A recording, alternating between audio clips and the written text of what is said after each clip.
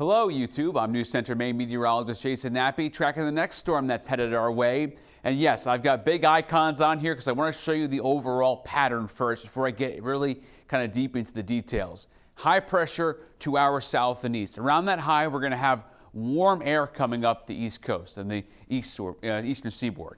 What that's going to do out ahead of the storm that's going to be coming in from the west, this big low, is going to drive the temperature up. We're going to get rain and wind and eventually over to snow.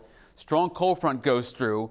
And then high pressure comes in behind that to dry things out the beginning of March into first couple of days in the first weekend of March. So what's going to happen here with this system is you're going to have rain and wind over to some snow that's not going to accumulate.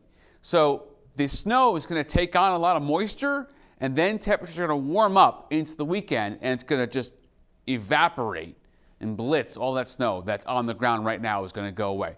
So let's do it hour by hour now into February 27th, 10 o'clock at night. Showers are beginning, winds south 30s and 40s for overnight temps. And look what happens here as we get into that first wave of moisture coming up from the south, Bar Harbor, Rockland, Calais. This is going to be an all-day washout on Wednesday, all green. And then as we get to 4 o'clock in the morning, towards the end of the week, Thursday, here comes the snow coming through. But less of a big deal with the snow. It's more the temperature, okay? So pay less attention to the snow because it's not really going to accumulate to that much.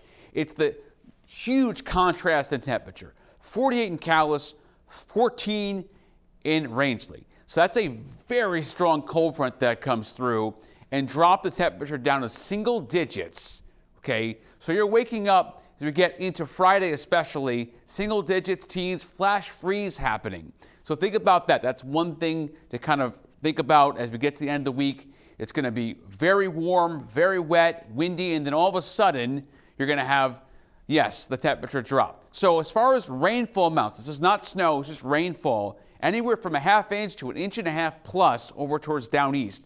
Okay, so this is going to put a lot of moisture into the snow that's on the ground.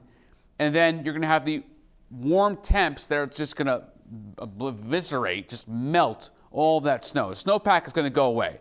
You're also going to have the dislodging of the ice on the rivers too because of the warm temps and obviously the rain. So think about that. Now here's the wind. It's a Thursday afternoon. This is after the storm has come through. Wind's going to be 30, 40. Before that, 40, 50, maybe 60 miles an hour or so down east, maybe more than that for a brief spell. So I want to talk about this in more detail in the forecast because it's really going to be very up and down. Monday, some morning snow, no accumulation really. A big jump Tuesday to 47. So that's going to start to melt the snow. Then you're going to put the rain into that snow. You're going to flash freeze 50, 37 to 11, so icy.